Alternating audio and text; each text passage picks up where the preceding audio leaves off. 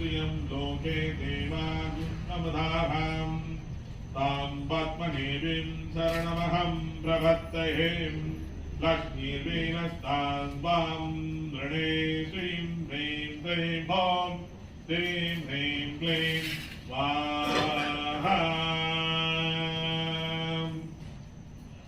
आदित्यवर्णितबोधिनि हरिणि वनस्पति सत्पदर्धे यक्षबिल्वादक्ष्यवलाडीतपात्राणुधन्दुम्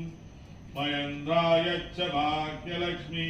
क्लीं ह्रीं श्रीं ॐ स्वाहा क्लीं ॐ श्रीं ह्रीं क्लीं पद्मां देवस्य क्रीडितरमाणनये परधामो देवी हास्मिं तस्मिं वृत्तिं ददातु मे क्लीं ह्रीं श्रीं ॐ स्वाहा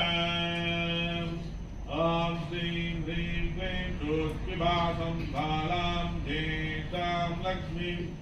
काश्यां यस्य भवतीं संवृत्तं च सर्वाग्नितामीं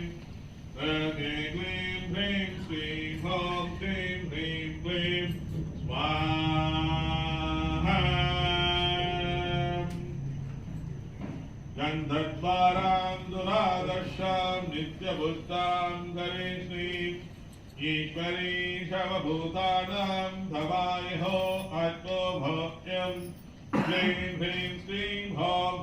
श्रीं ह्रीं क्लीं स्वाहा।